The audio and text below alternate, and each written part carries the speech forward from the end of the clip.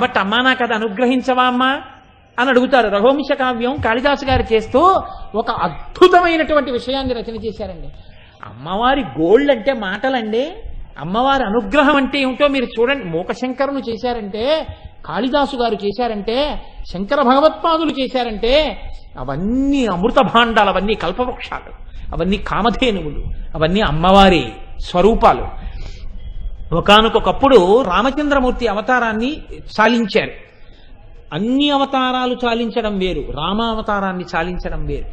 సీతమ్మ తల్లి భూమిలోకి వెళ్ళిపోయాక రామచంద్రమూర్తి అవతార పరిసమాప్తి చేస్తానన్నారు. పరిసమాప్తి చేస్తానని ఆయన ప్రకటన చేశారు. నేను అవతార పరిసమాప్తి చేస్తున్నాను, నాతో పాటు వచ్చేసే వాళ్ళు ఉంటే రండి అన్నారు. మీరు రామాయణం ఉత్తరాఖండ తిరిగితే తెలుస్తుంది.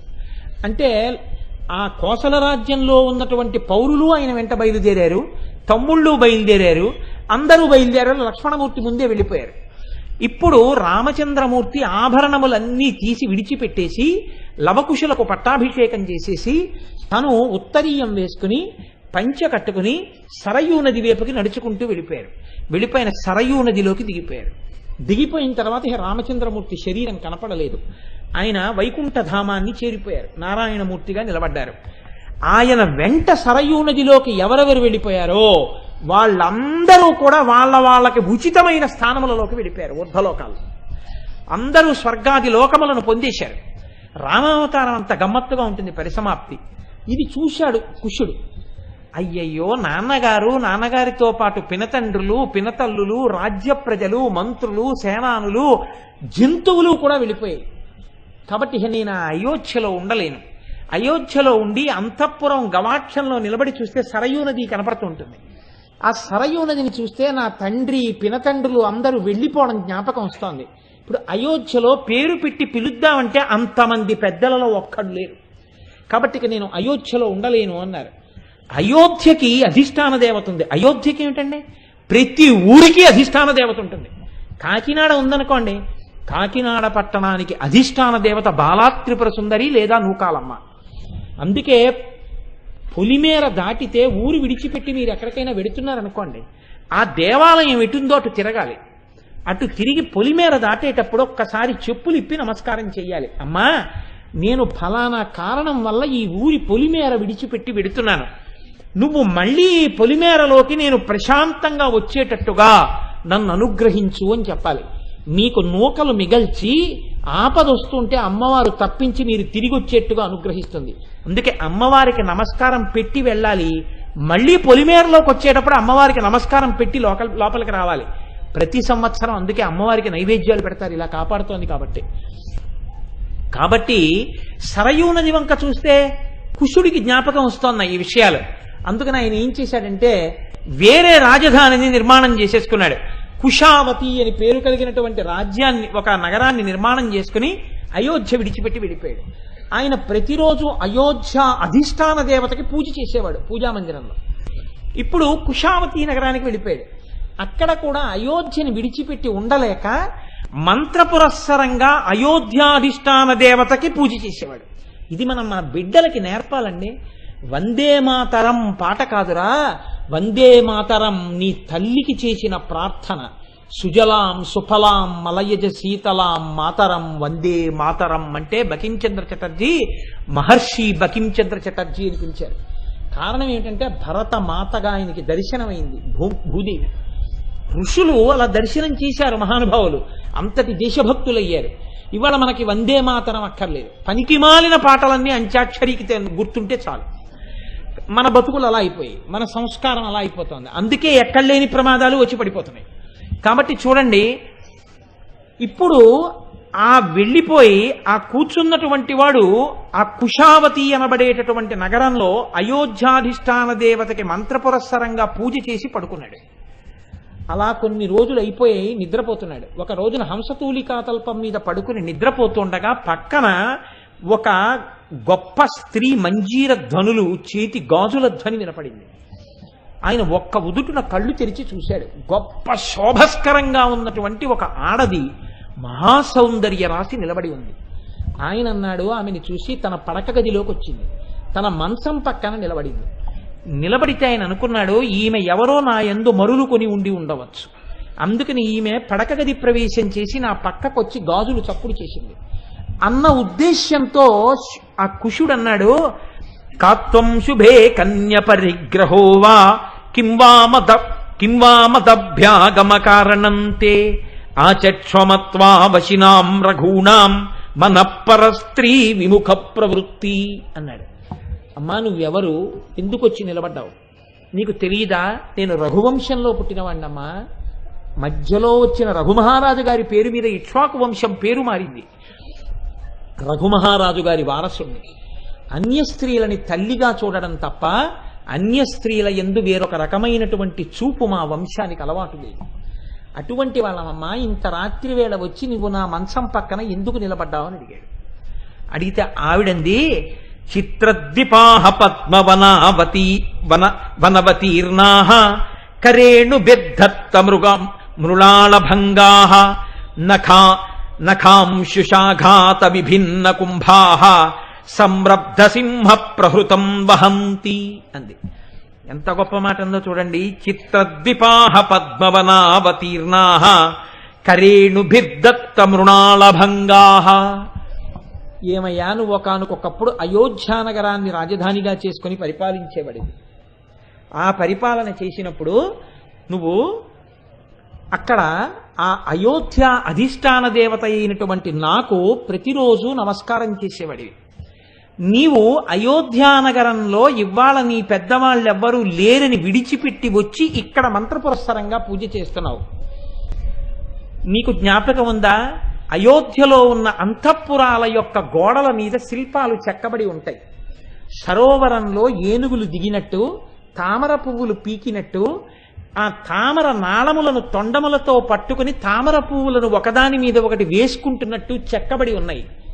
ఇవాళ అయోధ్య అంతఃపురం గోడల మీద ఆ బొమ్మలు మిగిలే, ఏనుగులు రెండు కూడా లేవు. అయోధ్యకి చెందిన వారు రామచంద్రమూర్తి అవతార పరిసమాప్తి చేసి అంత సమున్నతంగా వెళ్ళిపోతే అలిగి నువ్వు విడిచి వచ్చి కుశావతిలో ఉండవచ్చా? నేను అయోధ్యాధిష్టాన దేవతను, నేను నీకు దర్శనం ఇవ్వడం కోసమే వచ్చాను. ఏమమ్మా నువ్వు కూడా అయోధ్యాధిష్టాన దేవత కుశావతి వచ్చినట్టు నా దగ్గరికి వస్తున్నావు? నేను కుశుణ్ణి కాను కదా. కాబట్టి ఎందుకమ్మా, ఎందుకు వచ్చి ఇక్కడున్నావు? నీవు వచ్చి మళ్ళీ అయోధ్యానగరంలో ఎందుకుండవు? నేను అయోధ్యాధిష్టాన దేవతను, ఎంతో కాలంగా మీ వంశంలో ఉన్న వారి చేత అర్చింపబడిన దానను. నువ్వు తమోగుణానికి వశమయ్యావు. నువ్వు ఎవరో ఏదో వెళ్ళిపోయారని బెంగ పెట్టుకుని నగరాన్నే విడిచిపెట్టావు. ఇలా చెయ్యవచ్చా? వచ్చి మళ్ళీ అయోధ్య చేరి పరిపాలన చెయ్యండి. రాత్రికి రాత్రి కుశుడు కుశావతి విడిచిపెట్టి అయోధ్య వెళ్ళిపోయి పరిపాలన చేశాడు. నమ్మితే అమ్మవారు తమోగుణం పోగొట్టి వంగి నమస్కరించినందుకు కుశుణ్ణి తీసుకొచ్చి మళ్ళీ అయోధ్యానగరానికి చేర్చిందని రఘువంశంలో కాళిదాస మహాకవి మనకి సత్యాన్ని ఆవిష్కరిస్తున్నారు. అమ్మని స్మరిస్తే, అమ్మని తలుచుకుంటే అమ్మ అనుగ్రహించకుండా ఉండదు. అమ్మ ఎదురుగుండా నమస్కారం చేయడం కాదండి, ఎటువంటి ఆపదలోనైనా మీరు అమ్మవారి పాదాలని గోళ్ళని నమ్మి తల ఉంచి నమస్కరిస్తే ఆవిడ మిమ్మల్ని రక్షిస్తుంది. దీనికి ఒక్కటే ఉదాహరణ చూపించి నా ఉపన్యాసం పూర్తి చేస్తాను. కాళిదాస మహాకవి గొప్పతనం తెలియని వాళ్ళు ఉండరు. అటువంటి కాళిదాస మహాకవి ధారానగరంలో ఉన్నటువంటి రోజుల్లో ఆయన దగ్గరికి ఒక పేద బ్రాహ్మణుడు వచ్చాడు. అయ్యా నేను చాలా పేద బ్రాహ్మణుణ్ణి, ధారానగరాన్ని పరిపాలించేటటువంటి భోజరాజు గారి దర్శనం చేస్తే వారు అనుగ్రహిస్తే నాకు కొన్ని రూకలు ఇస్తారని విన్నాను, కానీ రాజదర్శనం చేయడానికి నాకు భయంగా ఉంది. బ్రాహ్మణుణ్ణి ఏమైనా అడిగితే చెప్పడం కూడా రాదు, నిరక్షర కుక్షిని. అందుకని మీరు నన్ను రాజుకు పరిచయం చేసి ఏమైనా ఇప్పించండి అన్నాడు. నిన్ను నేను ఏమని పరిచయం చేయనయ్యా రాజుకి? ఒక్క అక్షరం నీకొస్తే చెప్పు, ఏదో ఒక అక్షరం. నేను కవిత్వం చెప్తాను, దాని మీద పద్యం గుర్తుపెట్టుకుని రేపు వచ్చి శ్లోకం చెప్పన్నారు. నాకేం రాదు, మీరు ఒకవేళ చెప్పినా నాకు గుర్తుండదు, రాజును చూస్తే ముందే మర్చిపోతాను, కాబట్టి మీరే నన్ను ఎలాగో అలా అనుగ్రహించాలన్నారు. అంటే కాళిదాసు గారు అన్నారు, ఒక పని చెయ్యి, నీ దగ్గర ఏమైనా కొద్దిగా డబ్బులుంటే ఒక్క 2-3 చెరుకు కర్రలు కొను. అవి కూడా కర్ర పెద్ద పెద్ద చెరుకుగడలు అక్కర్లేదు, 2-3 చెరుకు కర్ర ముక్కలు కొను. చాలా తేలిగ్గా దొరుకుతాయి. పైగా అత్యంత శోభస్కరమైనటువంటి పదార్థం చెరుకు కర్ర చాలా మంగళద్రవ్యాల్లో ఒకటి. కాబట్టి ఆ చెరుక్కర్రలు పట్టుకుని రేపు నువ్వు రాజుగారి యొక్క సభాభవనం బయట వేచి ఉండు. వేచి ఉంటే నేను రాజుగారి దగ్గరికి వెళ్ళి దర్శనం చేసి మాట్లాడే సమయంలో నీకు కబురు చేస్తాను. నువ్వు లోపలికి వచ్చి ఆ చెరుకు కర్రలు బహూకరించు. నీ పనుపున నేను నీ కష్టం చెప్తాను, రాజు అనుగ్రహిస్తాడన్నాడు. ఆయన దగ్గర రాగిమాడ ఉంది. ఆయన వెళ్ళి ఓ 4 చెరుకు కర్రలు కొనుక్కుని దాన్ని ఉత్తరీయంలో చుట్టుకుని తల కింద ఎట్టుకుని నిద్రపోయాడు. తమోగుణం. రాజుగారు పిలిచే లోపల దిక్కుమాలిన నిద్ర వచ్చేసింది. ఆ సభాభవనం ముందు ఆ చెరుక్కర్రలు తల కింద ఎట్టుకు పడుకున్నాడు. అది ఎవడో ఇంకోటి చూశాడు. ఒరే 4 చెరుక్కర్రలు బాగానే ఉన్నాయిరా, చెరుక్కర్రలు తల కింద ఎట్టుకు పడుకున్నాడు, వీడు తెండో ఏమిటో అనుకున్నాడో ఏమో. 4 కొరకంచులు అట్టుకొచ్చాడు. అంటే సగం కాలిపోయిన కట్టెలు తీసుకొచ్చి ఆ సన్నటి కర్రలు ఆ బట్టలోకి దోపేసి ఈ చెరుక్కర్రలు ఆయన పట్టుకుపోయాడు. ఈయన మంచి నిద్దట్లో ఉన్నాడు. ఈలోగా కాళిదాసు గారు లోపలికి వెళ్ళారు. భోజరాజు గారితో సభలో మాట్లాడుతున్నారు. అయ్యా, మీకోసం ఒక విద్వాంసుడు వేచి ఉన్నాడు అన్నారు. పరీక్ష చెయ్యకుండా అనుగ్రహిస్తాడు ఒక్కొక్కసారి భోజరాజు. అందులో కాళిదాసు చెప్పాడు కదా, అనుగ్రహిస్తాడు అనుకున్నారు. అనుకుని మీ గురించి విద్వాంసుడు వేచి ఉన్నాడు అన్నారు. ప్రవేశపెట్టండి అన్నారు భోజరాజు గారు. ఎంత అదృష్టం అండి! ఇంటర్వ్యూల కోసం ఎదురు చూసి తిరిగి వచ్చేస్తున్న రోజుల్లో భోజరాజు గారి యొక్క ఇంటర్వ్యూ దొరకడం అంటే మాటలా? కాబట్టి గబగబా ఈ బ్రాహ్మణుడికి కబురు చేశారు కాళిదాసు గారు, రమ్మను బ్రాహ్మణుడిని లోపలికి. వాళ్ళు వెళ్ళి లేపారు. నువ్వేనా కాళిదాసు గారి పిలిస్తే వెళ్ళడానికి ఇక్కడ పడుకున్నవాడివి అన్నారు. అవును. వెళ్ళి అన్నారు. ఆయన గబగబా చంకలో మూటెట్టుకుని పరిగెత్తాడు. చెరుక్కరలే ఉన్నాయనుకున్నాడు. మహాప్రభో, రిక్తహస్తాలతో మీ దర్శనం చెయ్యకూడదు కాబట్టి మీకు కానుక తెచ్చానన్నాడు. అంటే కాళిదాసు గారు అనుకున్నారు చెరుక్కర్రలు ఇస్తాడనుకున్నారు. ఇతను గబగబా మూట విప్పి కొరకంచులున్నాయని తెలియక సగం కాలిపోయిన బొగ్గుతో ఉన్న కొరకంచులు సింహాసనం పక్కన ఇట్టి అప్పుడు చూశాడు.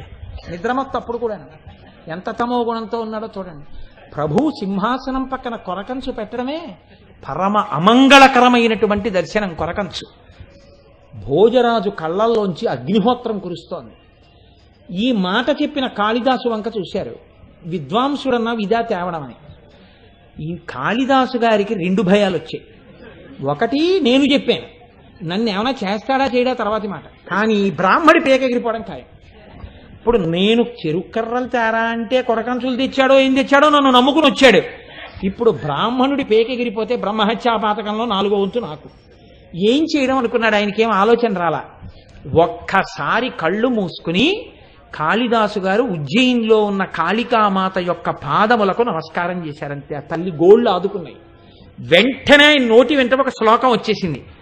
ఆయన అన్నారు, దగ్ధం కాండవమర్జునేన చ వృధా దివ్యద్రుమైర్భూషితం దగ్ధావాయుసుతేన హేమరచిత లంకాపురీ స్వర్గభూ దగ్ధ సర్వసఖాస్పదశ్చ మదనోహ వృధా శంభునా దారిద్ర్యం ఘనతాపదం భువి నృగాంకే నాపినోదవ్యతే అన్నారు. మహానుభావా, ఆయన ఉత్తినే పట్టుకురాలేదు కొరకంచులు. ఎందుకు పట్టుకొచ్చాడో తెలుసా? ఆ కాలిపోయిన కొరకంచులు చూపించడంలో ఆయన నీకు ఒక గొప్ప విషయాన్ని చెప్తున్నాడు. మహావిద్వాంసుడు కనుక నోటితో చెప్పకుండా చెప్తున్నాడు. దగ్ధం కాండవమర్జునేన చ వృధా దివ్యద్రుమైర్భూషితం. గొప్ప గొప్ప చెట్లున్నటువంటి కాండవవనాన్ని అర్జునుడు నిష్కారణంగా తగలబెట్టేశాడు. కాలిపోయింది కాండవవనం అంతా. దగ్ధావాయుసుతేన హేమరచిత లంకాపురీ స్వర్గభూ. భూలోక స్వర్గమా అన్నట్టుగా కాంచన మేడలతో బంగారు మేడలతో ఉన్నటువంటి లంకాపట్టణాన్ని వాయుసుతుడు హనుమ వెళ్ళి కాల్చేశారు. దగ్ధ సర్వసుఖాస్పదశ్చ మదనోహ వృధా శంభునా. ఇంకా విచిత్రం, లోకాలకంతటికీ పాపం సుఖం ఇస్తూ ఉంటాడంతే ఆ మన్మధుడు. ఆయనేం దుఃఖం ఇవ్వడు ఎవరికి. సుఖం కలిగేటట్టుగా బాణాలు వేసేటటువంటి మన్మధుడిని 3వ కన్ను ఉంది కదా అని పరమశివుడు కాల్చేశాడు. ఇంతమంది ఇన్నిటినీ కాల్చేశారు కానీ పనికొచ్చే వాటిని, అందరినీ బాధ పెట్టే దరిద్రాన్ని కాల్చేవాడు మాత్రం లోకంలో నాకు కనబట్లేదు మహాప్రభో. ఈ దరిద్రాన్ని కాలిస్తే ఎంత బాగుండేదో అని నేను కొరకంచులు ఎందుకు నీ దగ్గర పెట్టానో తెలుసా? ఇప్పటి వరకు దరిద్రాన్ని హనుమ కాని అర్జునుడు కాని పరమశివుడు కాని కాల్చలేదు. ఎందుకు కాల్చలేదంటే ఇది భవిష్యత్తులో భోజరాజు గారు కాల్చేస్తారు తన యొక్క దానగుణంతో అని కాల్చలేదు. కాబట్టి ఓ మహాప్రభో, మీ యొక్క దానగుణంతో బ్రాహ్మణుడి దరిద్రం కాలిపోవాలని చెప్పడానికి కొరకంచులు అక్కడ పెట్టాడు అన్నారు. ఆహాహా, ఏమి కవిత్వం, ఏమి సూచన, ఏమి పెట్టడం అని చెప్పి అక్షరాలు ఇచ్చేశారు బ్రాహ్మణుడికి. ఎక్కడి నుంచి వచ్చింది కాళిదాసు గారికి ఆ శ్లోకం? అమ్మవారి పాదములను మనసులో దర్శనం చేసి ఆ ఉజ్జయిన్ కాళికామాత పాదములకు ఉన్న గోటి కాంతికి నమస్కరించినంత మాత్రం చేత పేద బ్రాహ్మణుడి యొక్క జీవితం బాగుపడింది, ప్రాణములు దక్కే. కాళిదాసు గారి యొక్క గొప్పతనము ఆవిష్కరింపబడింది. నేను ఎన్ని ఉదాహరణలు మీకు చూపించాను. నా తల్లి పాదములు, నా తల్లి గోళ్ళు, నా తల్లి కాదు మన తల్లి, నా అంటే స్వార్థమైపోతుంది. మన తల్లి పాదములంత గొప్పవి, మన తల్లి గోళ్ళంత గొప్పవి. అటువంటి తల్లి ఉన్న బిడ్డలం మనం ఎందుకు దరిద్రులం అవుతాం? దరిద్రులం కాం. మనకి లేవనుకున్న వాళ్ళు దరిద్రులు. దరిద్రేభ్యో భద్రాం శ్రియమని శమాహ్నాయ దదతౌ అన్న మా శంకరుల మాట మాకు ప్రమాణం. కాబట్టి ఆ తల్లి నఖ కాంతి మనని సర్వకాలముల యందు కృప చేసి కాపాడి రక్షించుగాక అని ఆ తల్లి పాదారవిందములకు ఆ గోటి కాంతులకు ప్రణమిల్లుతూ రేపటి రోజున వేరొక నామాన్ని నా తల్లి నా నాలుక యందు నర్తించి పలికించి నన్ను కృతార్థుడను చేయుగాక.